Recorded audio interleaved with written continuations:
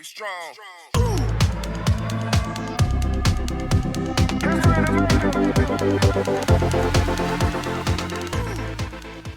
I was so scared to like be vulnerable and like that I like lost, you know, like I really understood at that point like that about ego. And you know, when that all happened, I couldn't tell anybody. I was like scared, you know, What they would think? yeah, because like I was this person that like overcame adversity, made it. Like all my friends are just starting to graduate from college. They couldn't get a job. They were coming to me to get a job, Right. you know, and I had lost it all.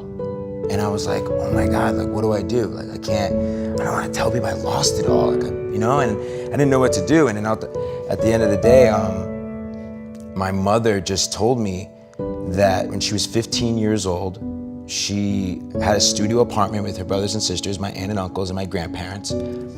She was walking home from school with her friend, and her friend was like, Jenny, I think the building that you live in is on fire. And my mother ran home, and luckily my family got out, but they lost everything but the shirts on their back. And my mother had never told me about this growing up. And she told me, she was like, she had to beg her school teacher to allow her to take night classes so that she can get a job. They didn't allow her, but she like basically begged.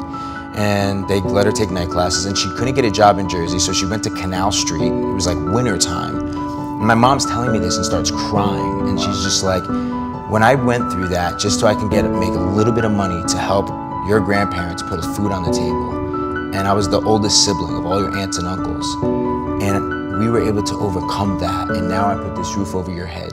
You best believe that you better get out there and you can do it again.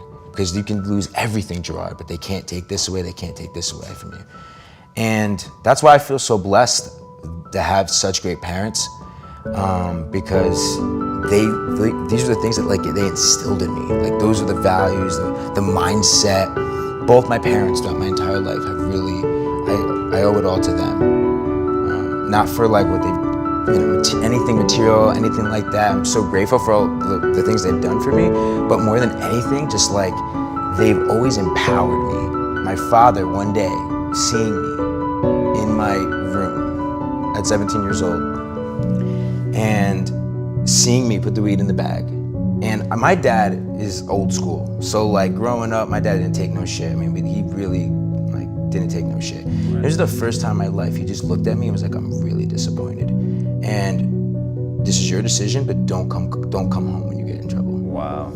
And something crazy happened. I thought I was like invincible or something. Literally like the next day, I'm driving my car.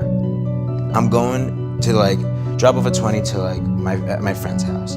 And all of a sudden, all these cops surround me. Woo, woo, woo. And I'm like, oh my God.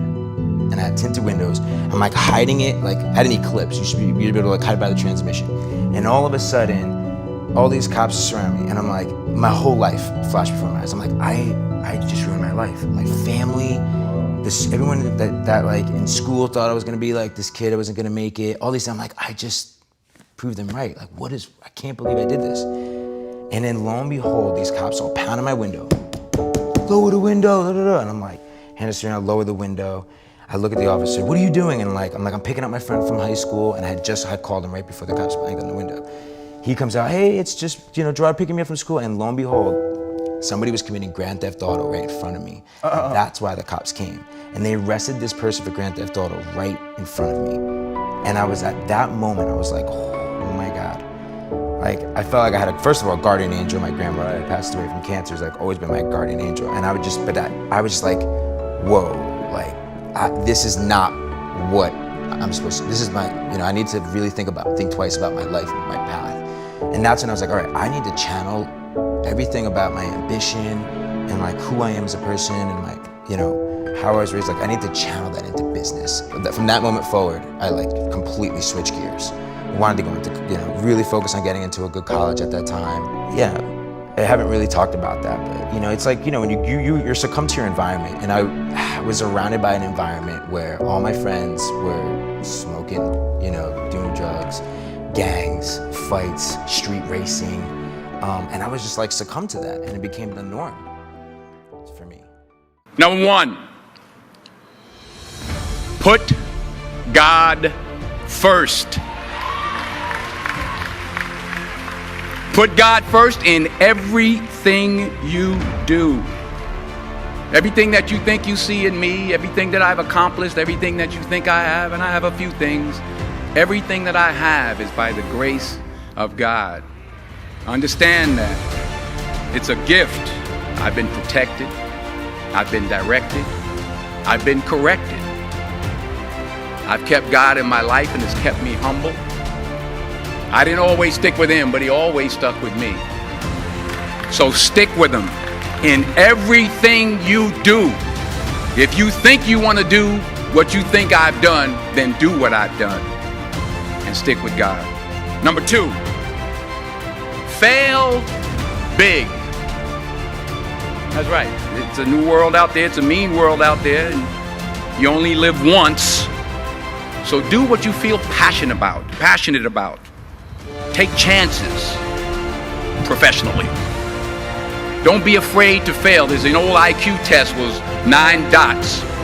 And you had to draw 5 lines with a pencil within these 9 dots without lifting the pencil. The only way to do it was to go outside the box. So don't be afraid to go outside the box. Don't be afraid to think outside the box. Don't be afraid to fail big, to dream big. But remember, dreams without goals are just dreams, and they ultimately fuel disappointment. So have dreams, but have goals. Life goals, yearly goals, monthly goals, daily goals. Every day you have to plan. Every day. You've heard the saying, we don't plan to fail, we fail to plan. Hard work works. Working really hard is what successful people do. Finally, I pray that you put your slippers way under the bed tonight, so that when you wake up in the morning, you have to get on your knees to reach them. And while you're down there, say thank you for grace. Thank you for mercy. Thank you for understanding. Thank you for wisdom. Thank you for parents. Thank you for love. Thank you for kindness. Thank you for humility. Thank you for peace. Thank you for prosperity. Say thank you in advance for what's already yours. It's how I live my life. That's why I am, one of the reasons why I am today. Say thank you in advance for what is already yours. True desire in the heart for anything good is God's proof to you, sent beforehand to indicate that it's yours already. I'll say it again. True desire in the heart, that itch that you have, whatever it is you want to do, that thing that you want to do to help others and to grow and to make money, that desire, that itch, that's God's proof to you, sent beforehand already to indicate that it's yours. And anything you want good, you can have. So claim it. Work hard to get it. When you get it, reach back. Pull someone else up. Each one, teach one. Don't just aspire to make a living. Aspire to make a difference. Thank you. Be strong.